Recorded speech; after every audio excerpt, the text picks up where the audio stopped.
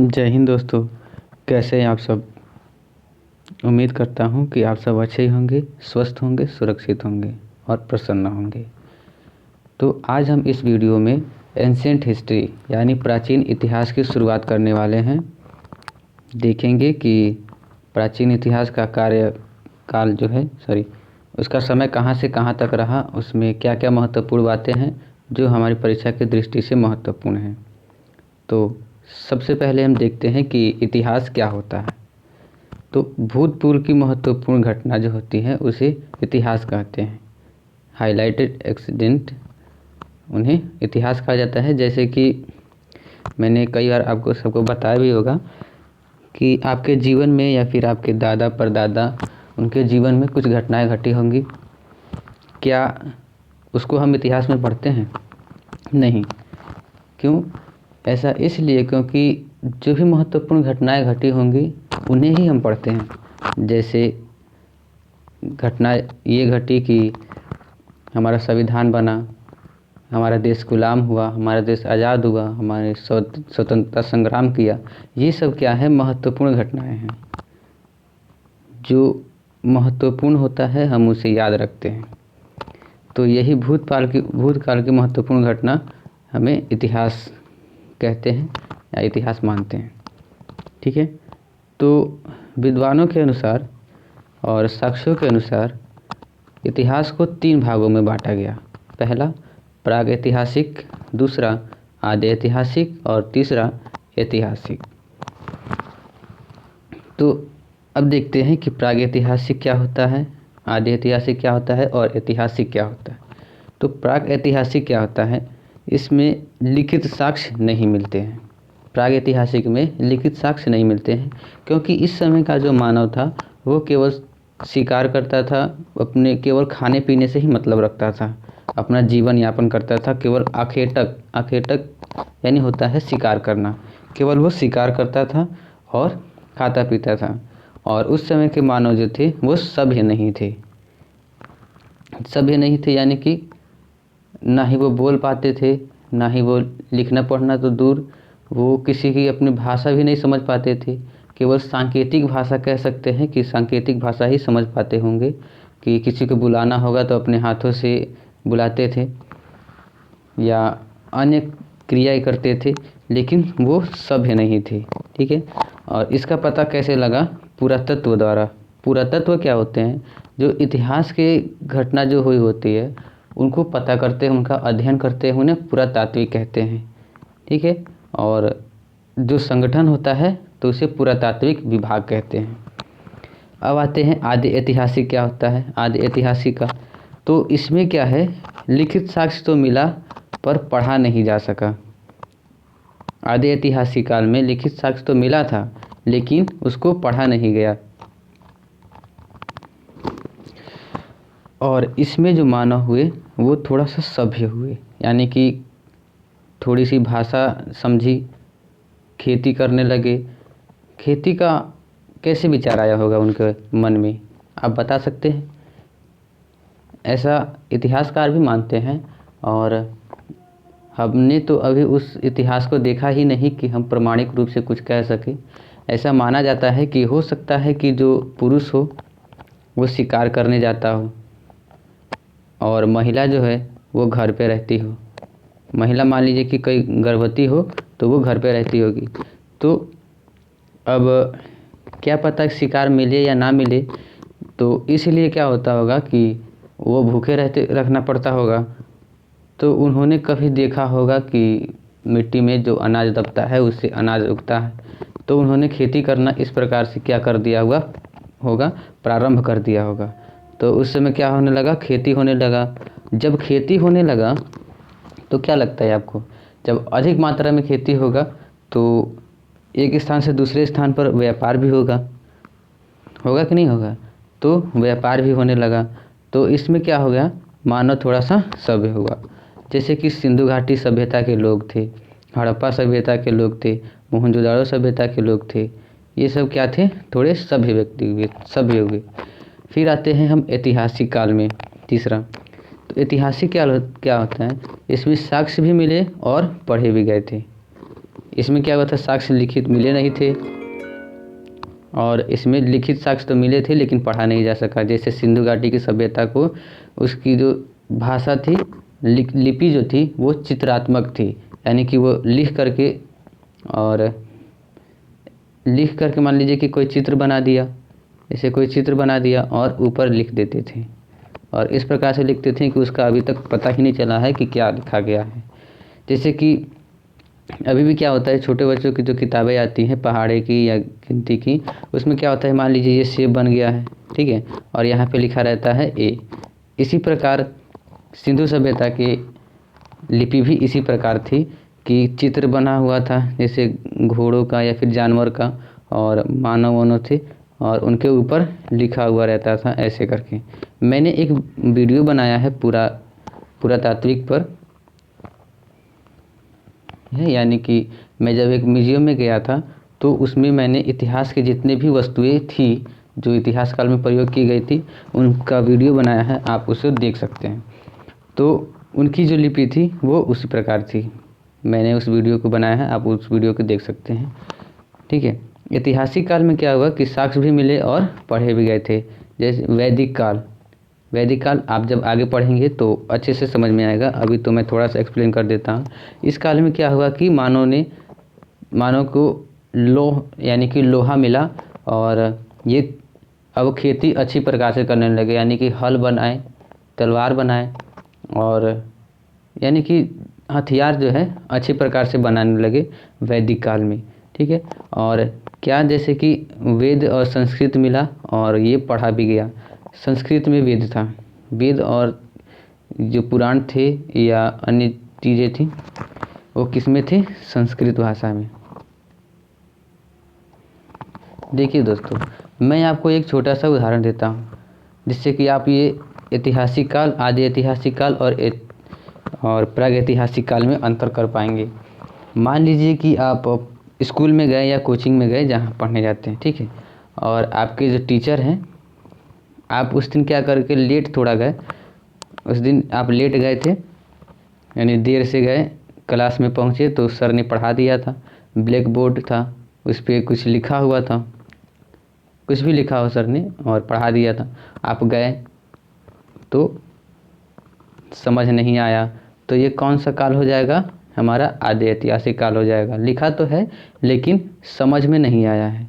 अगर गए, सर ने लिखा था और मिटा दिया, सर ने लिखा तो था लेकिन क्या किया, मिटा दिया, इस पे कुछ नहीं है, तो ये कौन सा काल हो गया, प्रागैतिहासिक काल। और मान लीजिए कि आप स्कूल गए और देखा कि बोर्ड पर सब कुछ अच्छे से लिखा गया है, क ख ग घ सब कुछ, यानी जो पढ़ा गया है वो क्या है, अच्छे से लिखा भी गया है और आपको समझ में भी आया है, तो वो कौन सा काल हो जाएगा, हमारा ऐतिहासिक काल। मुझे आशा है कि ये जो कहानी थी आपको समझ में आई होगी और आप इन तीनों में अंतर कर पा रहे होंगे और भी अच्छे तरीके से। दोस्तों, तो शुरू करते हैं प्रागैतिहासिक काल से। प्रागैतिहासिक काल में सबसे पहले आता है पाषाण काल, यानी कि पत्थर का युग। क्या आता है, पत्थर का युग यानी पाषाण काल। एक बात बताइए, आपको तो ये छोटी सी बात पता ही होगी कि जब हमारी पृथ्वी बनी थी तो क्या थी, एक पूरे पर पहले तो एक आग का गोला था, फिर ठंडा हुआ, पानी हुआ, फिर बर्फ़ के गोले में तब्दील हो गया था। तो आप ये जानते हैं कि बर्फ़ में जो जानवर होते हैं वो बहुत भारी भरकम होते हैं, बहुत ही ताकतवर और बड़े होते हैं, ठीक है। तो उस समय आप बताइए कि बड़े बड़े जानवर जो होंगे तो क्या उनको छोटे छोटे हथियारों से मारा जा सकता है, क्या कोई भालू या हाथी होगा उसे इतने बड़े कंकड़ से मारा जा सकता है, क्या वो मर जाएगा, नहीं। उसके लिए क्या चाहिए, एक बड़ा सा हथियार चाहिए या बड़ा पत्थर चाहिए। उन्होंने उसका शिकार कैसे किया होगा, आप सोच सकते हैं, आप इस पर विचार करें कैसे किया होगा। उन्होंने एक बड़ा सा पत्थर उठाया होगा और उसके सर पे क्या कर दिया होगा, मार दिया होगा, और वो क्या हो गया, मर गया। फिर उसके बाद क्या हुआ कि अब उन्होंने देखा कि जो भालू है या हाथी है वो क्या हो गया, मर गया है। फिर अब उन्होंने क्या सोचा कि इसको ऐसे पूरा खड़ा तो खा नहीं सकते हैं और दांत से काटेंगे तो कटेगा नहीं, तो क्या करें। तो उन्होंने एक तरकीब लगाई होगी कि पास में पड़े जो पत्थर होंगे, पत्थर को आपस में क्या किया होगा, लड़ाया होगा और क्या किया होगा, उसे 2 खंडों में विभाजित कर दिया होगा। मान लीजिए ये पत्थर है, इसको मतलब एक और पत्थर से लड़ा करके क्या कर दिया, तोड़ दिया होगा, विभाजित कर दिया होगा। फिर अब क्या हो गया, ये 2 पत्थर बन गए। तो हो सकता है कि उस जो लड़ाया हो तो पत्थर कुछ नुकीले भी बने हो, ठीक है। तो उस नुकीले पत्थर यानी कि ब्लेड के आकार के पत्थर से क्या किया होगा इन्होंने, उस भालू या हाथी के या जो भी जानवर का शिकार किया हो उसका क्या होगा, खाल उधेड़ा हो, यानी कि उसकी जो चमड़ी है उसको उतार दिया हो। और उसके चमड़ी का क्या किया हो, उन्होंने कपड़े के रूप में प्रयोग किया और उसके मांस को क्या कर गए, ये लोग खा गए। तो इस तरह से क्या हुआ था कि पाषाण युग में इन्होंने अपना जीवन यापन करना शुरू किया था। भारत में सर्वप्रथम 863 ईस्वी में पाषाणकालीन सभ्यता की खोज की गई थी। भारत में सर्वप्रथम पाषाणकालीन सभ्यता कब खोजी गई थी, 1863 ईस्वी, यानी कि 1863 ईसा पूर्व। रॉबर्ट ब्रूस फुट एक भूवैज्ञानिक थे, यानी कि जो भूवैज्ञानिक क्या होते हैं कि पृथ्वी के गर्भ के अंदर, यानी कि पृथ्वी में दबी हुई चीज़ों का अध्ययन करते हैं। भूविज्ञान कौन थे, रॉबर्ट ब्रूस फुट ने पहला पूरा पाषाणकालीन उपकरण मद्रास के पास पल्लवरन नामक स्थान से प्राप्त किया था। पाषाणकालीन का पहला उपकरण यानी कि साक्ष्य कब मिला था, मद्रास के पल्लवरन में। और आपको ये बता दें कि मद्रास का जो ये पल्लवरन स्थान है, यहाँ पर पहली बार मानव की खोपड़ी प्राप्त हुई थी। मानव की खोपड़ी, यानी कि ऐसा साक्ष्य मिलता है कि पहली बार मानव कहाँ आया होगा, पल्लवरन में, यानी कि खोपड़ी पल्लवरन से प्राप्त हुई। पाषाण काल को अध्ययन की सुविधा से 3 कालों में विभाजित किया गया है। अब इतने बड़े पाषाण काल को तो हम पढ़ नहीं सकते एक बार में, तो इनको 3 भागों में विभाजित किया गया है। पहला भाग ये था पूरा पाषाण काल। ये जो काल है वो 5 लाख ईसा पूर्व से लेके 10 लाख ईसा पूर्व के बीच तक रहा, ठीक है। फिर मध्य पाषाण काल 10,000 ईसा पूर्व से लेके 4,000 ईसा पूर्व के बीच रहा। नव पाषाण काल 7,000 ईसा पूर्व से लेके 1,000 ईसा पूर्व तक रहा था। पाषाण काल खत्म कर लिया। अब आता है हमारा निम्न पूरा पाषाण काल। निम्न पूरा पाषाण काल पाषाण काल के बाद आता है। इस काल में मानव जीवन अस्थिर था। अस्थिर यानी कि चलता फिरता था। मानव क्या करता था, यहाँ से जाता था दूसरी जगह पर जाता था, फिर यहाँ से दूसरी जगह पर जाता था, यानी कि चलता फिरता मानव था, यानी अस्थिर था। शिकार करके वह अपना भोजन संग्रह करता था। वो शिकार करके क्या करता था, अपना भोजन एकत्रित करता था, संग्रह करता था। इस काल के उपकरण में हैंड एक्स यानी कि हाथ की कुल्हाड़ी, चार चॉपिंग एवं पेबुल उपकरण उपलब्ध थे, मुख्य थे, ठीक है। भारत की निम्न पूरा पाषाणकालीन संस्कृति 2 वर्गों में विभाजित किया गया है। भारत की जो निम्न पूरा पाषाणकालीन संस्कृति है वो कितने भागों में, 2 भागों में विभाजित किया गया है। पहला है चार चापलिंग पेबुल संस्कृति और दूसरा है हैंड एक्स संस्कृति, यानी कि जिस समय चार चापलिंग संस्कृति थी उस समय क्या था कि संस्कृति पाकिस्तान के पंजाब में सोहन नदी के घाटी में सर्वप्रथम प्रकाश में आई या देखी गई या खोजा गया। कहाँ पर, पाकिस्तान के पंजाब में, यानी कि जो पाकिस्तान और पंजाब का जो बॉर्डर है उस क्षेत्र में। इसे सोहन संस्कृति या सोहन उद्योग के नाम से जाना जाता है।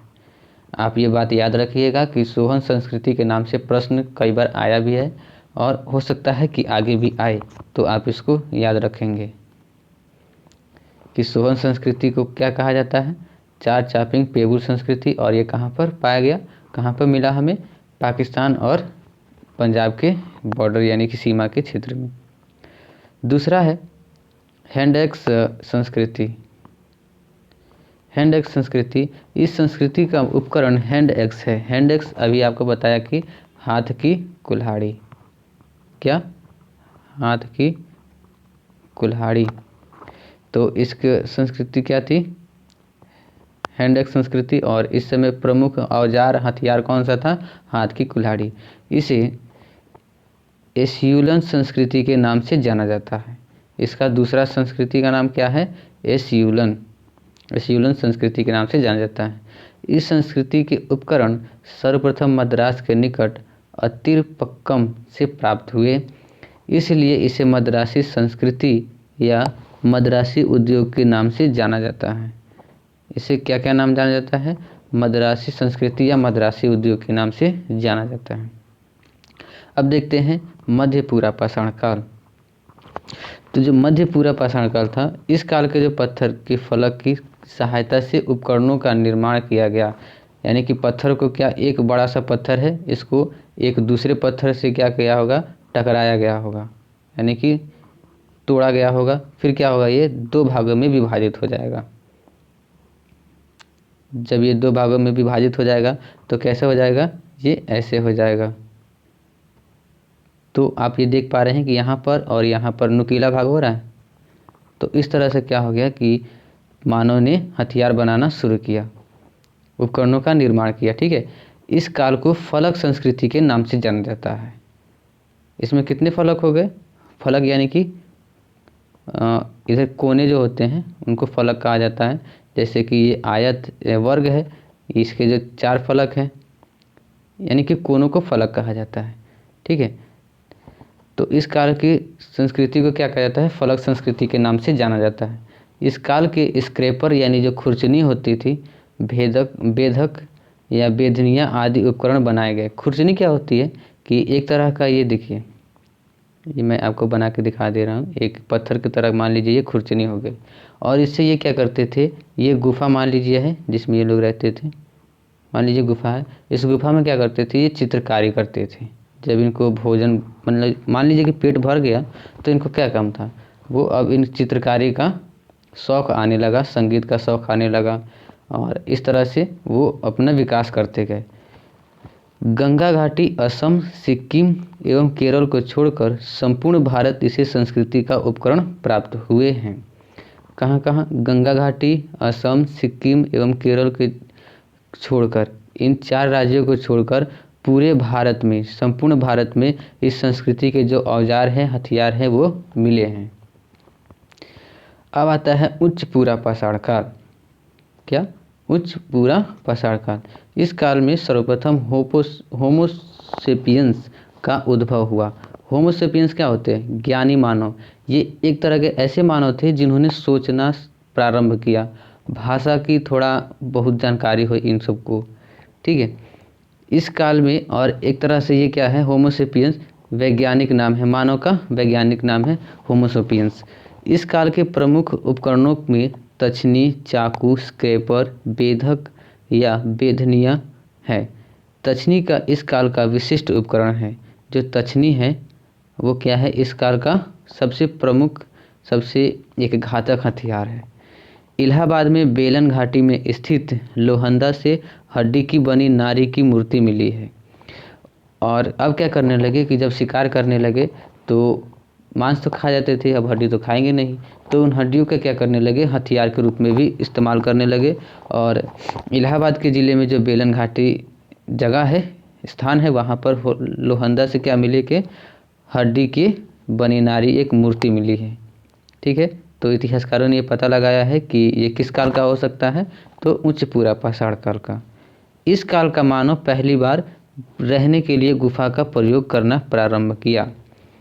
अब आपके सामने ये प्रश्न आ सकता है कि पहली बार मानव किस काल में गुफा में रहना प्रारंभ किया, तो आपका उत्तर क्या होना चाहिए, उच्च पूरा पाषाण काल। इस काल का मानव पहली बार गुफा में रहा। भीमबेटका कहाँ है, मध्य प्रदेश में। भीमबेटका की पहाड़ी पर इस गुफा की प्राप्त हुए, जिनका प्रयोग रहने के लिए किया जाता है। तो अगर आपसे ये प्रश्न पूछा जाए कि सर्वप्रथम मानव ने कहाँ रहना प्रारंभ किया, तो आपका उत्तर होगा गुफाओं में। और कहाँ पर, मध्य प्रदेश की भीमबेटका की पहाड़ियों में। ठीक है। इस काल का मानव सर्वप्रथम चित्रकारी करना प्रारंभ किया। भीमबेटका की गुफाओं के इस काल के चित्र प्राप्त होते हैं। भीमबेटका जो है मध्य प्रदेश में स्थित है और वो एक तरह का म्यूजियम है। उसमें क्या होता है कि ये पहले बार साक्ष्य मिला है कि उस समय के जो मानव थे उच्च पाषाण काल के, वो क्या करते थे, अब शिकार करने से उनका क्या हो गया था, पेट भर गया, मान लीजिए खाना खा लिया, उसके बाद क्या होगा, बचे हुए टाइम में वो क्या करते थे, चित्रकारी करते थे। जो खुरचनी होती थी पत्थर की इस तरह की, उसका क्या करने की, अपनी गुफाओं में खुरच कर चित्रकारी करने लगे। इस तरह से कुछ देखिए, उनके मानव इस तरह से थे, इस तरह से। कभी जानवर क्या करता था, मानव के पीछे पड़ा रहता था। ठीक है। कभी मानव जो है उन जानवरों के पीछे पड़ा रहता था। इस तरह से उनके चित्रकारी थे। कहाँ मिले हैं, भीमबेटका में। अब आता है हमारा मध्य पाषाण काल।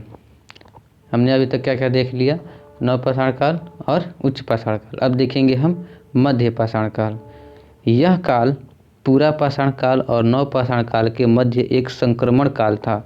संक्रमण काल क्या होता है कि जब एक काल से, मान लीजिए कि ये पूरा पाषाण काल है और ये उच्च पूरा पाषाण काल है, तो एक काल से दूसरे काल में जाते समय बीच का जो समय होता है उसे हम कहते हैं संक्रमण काल।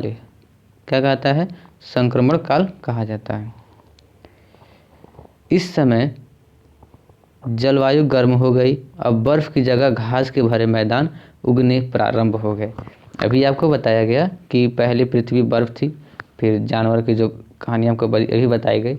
तो अब क्या हो गया कि अब गर्मी क्या हो गई, बढ़ने लगी।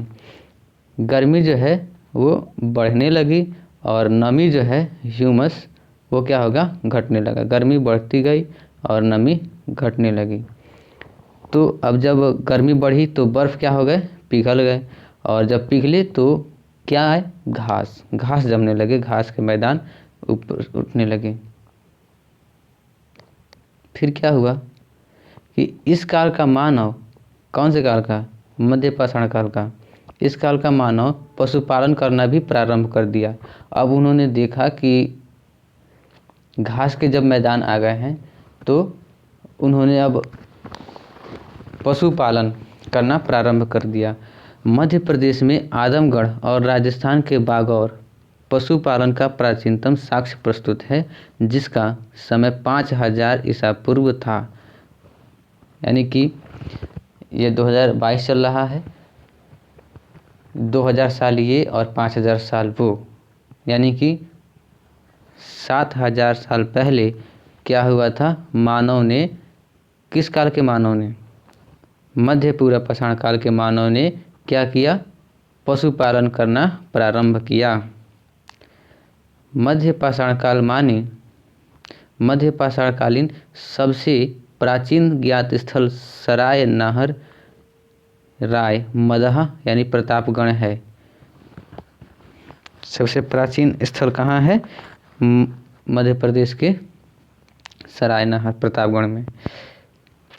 इस तरह के उपकरण में तीर का जो नोक बनाया गया वह इस युग का विशिष्ट उपकरण है, जिन्हें सूक्ष्म पाषाण उपकरण यानी माइक्रोलिथ कहा गया। ऐसा देखिए, प्रश्न भी आपके सामने आएगा और कई बार आया भी है कि माइक्रोलिथ किस युग को कहा गया, तो किस युग को कहा गया, मध्य पाषाण काल को माइक्रोलिथ कहा गया। क्यों, क्योंकि इस समय जो हथियार थे, पहले तो हथियार बड़े बड़े होते थे, बड़े बड़े जानवरों को मारने के लिए, लेकिन अब क्या हुआ था, बर्फ़ पिघल गई थी, अब जानवर छोटे छोटे भी आने लगे, बकरी, भेड़, हिरन, ये सब आने लगे। तो इन्होंने क्या किया, अपना हथियार छोटा और तेज धार वाला तेज हथियार बनाने लगे। तो हथियार के आधार पर इनको, इस मध्य पाषाण काल को क्या कहा जाने लगा, माइक्रोलिथ युग कहा जाने लगा। इस काल के अन्य उपकरणों के एकाधार फलक, बेधक, बेदनी, चाकू, तछड़ी एवं चंद्र आकार प्रमुख हैं। यानी कि जो इस समय के हथियार थे वो क्या क्या थे, चाकू थे, बेधक थे यानी कि छेद करने वाला, जैसे सुई था, इस तरह के क्या हो गए हथियार प्रयोग में आने लगे। इस काल में सर्वप्रथम मानव कंकाल प्राप्त होते हैं। इस काल के सर्वप्रथम मानव कंकाल यानी कि मानव की हड्डियां प्राप्त होती हैं। नवपाषाण काल। अब ये देखते हैं कि नवपाषाण काल क्या था। कि नवपाषाण काल कालक्रम के अनुसार यह युग काफ़ी छोटा है। यानी कि अभी जितने भी काल हमने पढ़े 3-4 कौन कौन से। पहला हमने पाषाण काल, दूसरा मध्य पाषाण काल, तीसरा उच्च पूरा पाषाण काल और चौथा नवपाषाण काल पढ़ रहे हैं। यानी कि जितने हमने कालक्रम पढ़े उसमें ये क्या था सबसे छोटा था। फिर भी सारे क्रांतिकारी परिवर्तन इसी युग में हुए। यानी कि ये छोटा काल तो था लेकिन सबसे महत्वपूर्ण जो परिवर्तन हुआ जो हमें चाहिए होता है, जो हमारी संस्कृति हमारी सभ्यता को बनाने और आगे ले जाने के लिए, तो इसी काल में ये हमारी ज़रूरत को पूरा होने में इसी युग का सबसे बड़ा योगदान रहा। विश्व स्तर पर इस संस्कृति का प्रारंभ 9000 ईसा पूर्व में पश्चिम एशिया में हुआ।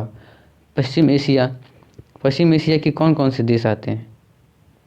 पश्चिम एशिया में हमारा आता है ईरान हो गया, इराक हो गया, सऊदी अरब, उधर तुर्की, यानी ये सब देश आते हैं पश्चिम एशिया में। मिस्र हो गया, ये अफ्रीका का देश हो गया। ये इस तरह से अफ़गानिस्तान, तुर्कमेनिस्तान, ये सब क्या आते हैं पश्चिम एशिया के देश।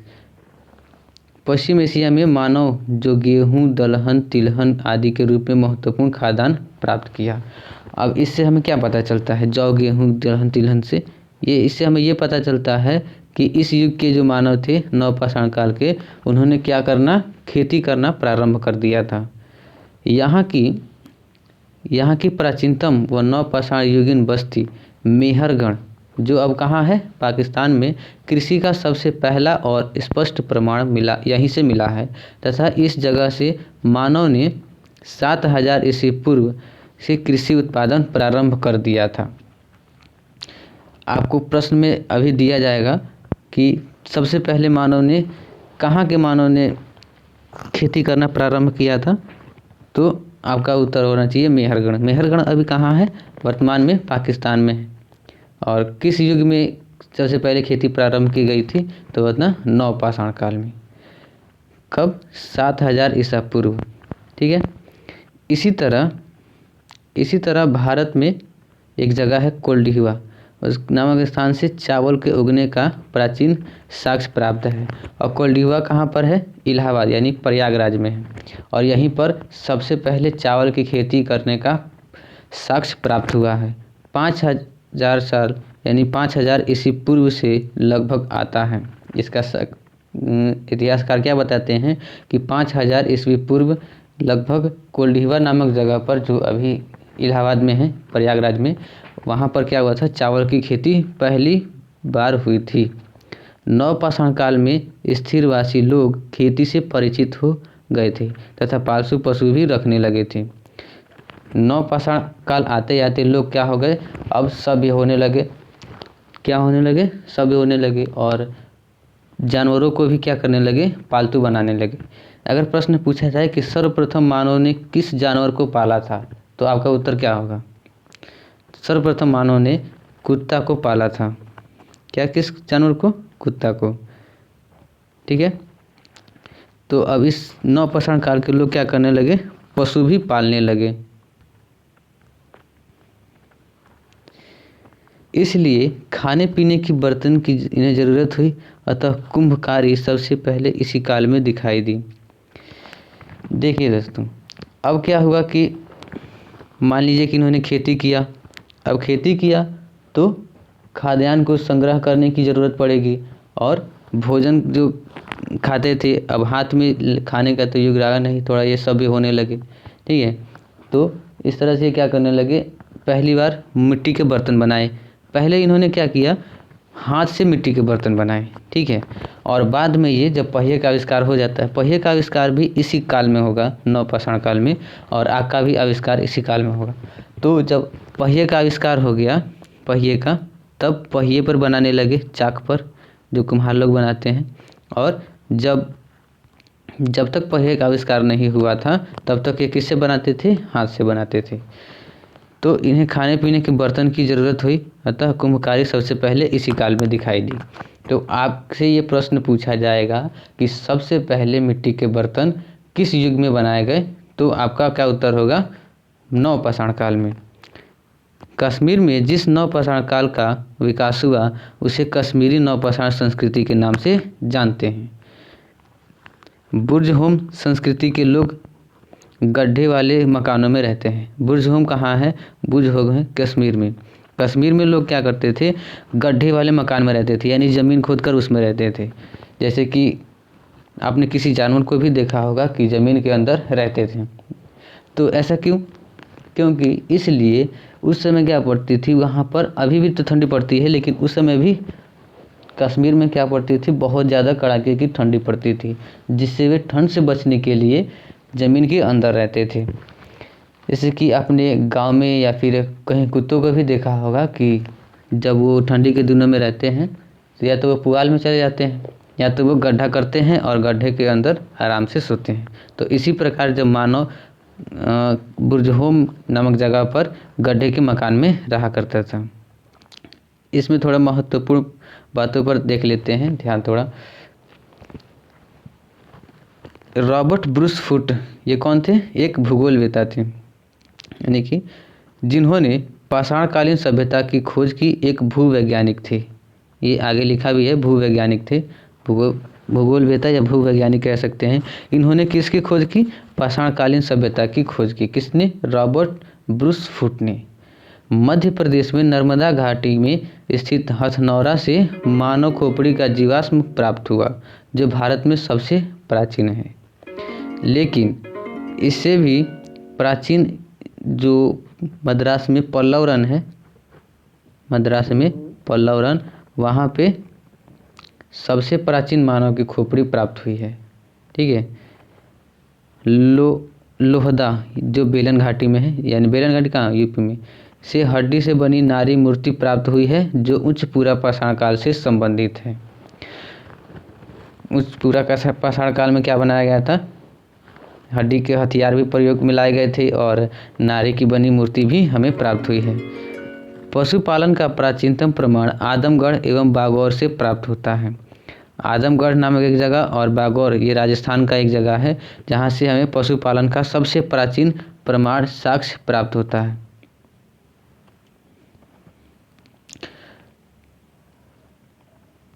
विश्व के प्राचीनतम मृदभांड, यानी कि जो मिट्टी के बर्तन हैं, घड़ा, बेलन घाटी में स्थित चौपानी मांडो से प्राप्त हुए हैं।